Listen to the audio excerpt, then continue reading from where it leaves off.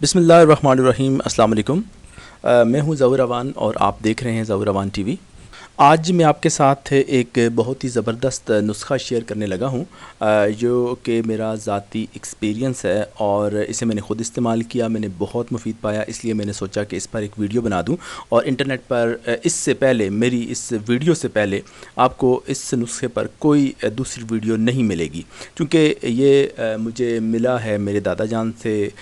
वो एक अपने दौर के बहुत पाए के तबीब थे।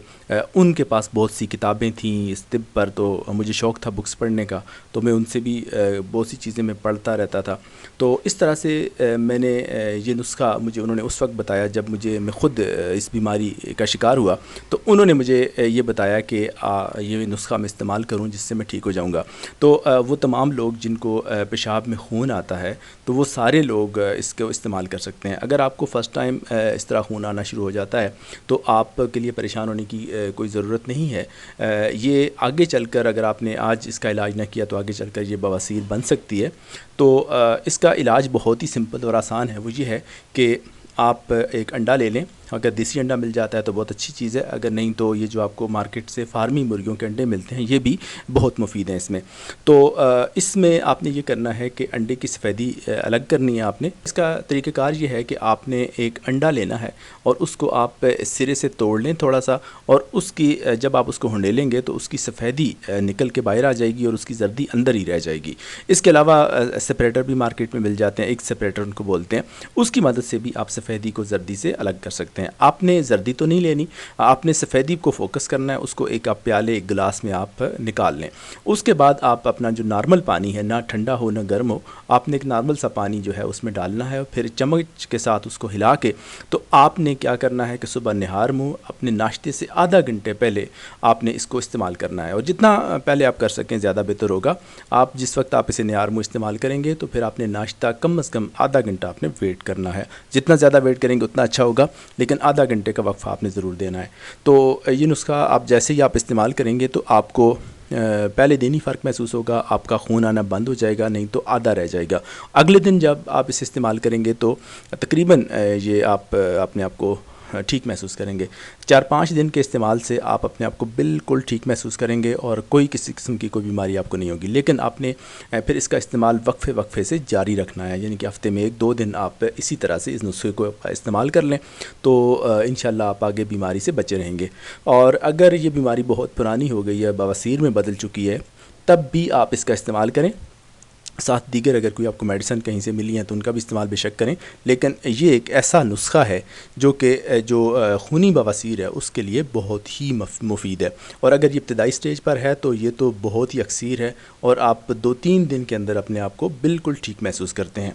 तो ये नुस्ख़ा मैंने ख़ुद इस्तेमाल किया था जब मैं 7वीं क्लास में था। उस वक्त मुझे ये तकलीफ़ हुई, तो मैंने दादा जान ने मुझे ये बताया कि मैं इस तरह से नुस्ख़ा इस्तेमाल करूँ, तो 3 दिन के इस्तेमाल से मैं बिल्कुल ठीक हो गया था। फिर 7 साल के बाद मुझे ये दोबारा तकलीफ़ हुई, चूँकि मैंने दोबारा दरमियान में कोई इस तरह का नुस्ख़ा फिर यही इस्तेमाल नहीं किया। तो 7 साल के बाद मुझे ये दोबारा तकलीफ़ हुई, तो फिर मैंने इसको इस्तेमाल किया तो फिर ठीक हो गया। फिर इस तरह से कोई 5-6 साल के बाद दोबारा मुझे ये प्रॉब्लम हुआ, तो फिर मैंने दोबारा इस्तेमाल किया, तो मैं 2-3 दिन के इस्तेमाल से ठीक हो गया।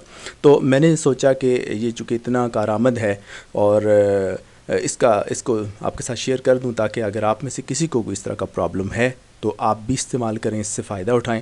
आप यकीन जानिए, आप इसको इस्तेमाल करके देखेंगे तो आपको बहुत ही ये अच्छा लगेगा, मुफीद लगेगा, और अपने दीगर दोस्तों के साथ भी आप इसको शेयर करें।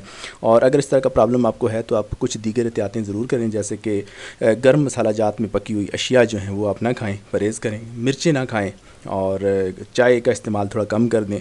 और सबसे बड़ी बात यह है कि आप कब्ज़ ना होने दें, फलों का इस्तेमाल ज़्यादा करें, सब्ज़ियों का इस्तेमाल बढ़ा दें, और पानी जो पीना होता है हमने दिन में, तो ये पानी ज़्यादा से ज़्यादा पिएँ, जितना पी सकते हैं पिएँ। और एक चीज़ होती है कि बादी अशिया से आप अपने आप को बचा के रखें, ज़्यादा इस्तेमाल ना करें। बादी अशिया वो होती हैं जिनके खाने से पेट में गैस पैदा हो जाती है, आपका पेट फूल जाता है, आपको फिर वो गैस बाज़ दफ़ा जिस्म में ट्रैवल करती है, आपको सीने में दाएं बाएं दर्द भी महसूस होता है। तो इस तरह की चीज़ें खाने से, मसलन दालें वगैरह वो बादी होती हैं, जैसे माश की दाल है और इस तरह से चने की दाल, तो इस तरह की जो दालें वगैरह होती हैं वो भी आपके पेट में गैस पैदा करती हैं। तो इस तरह की चीज़ों को खाने से अवॉइड करें आप।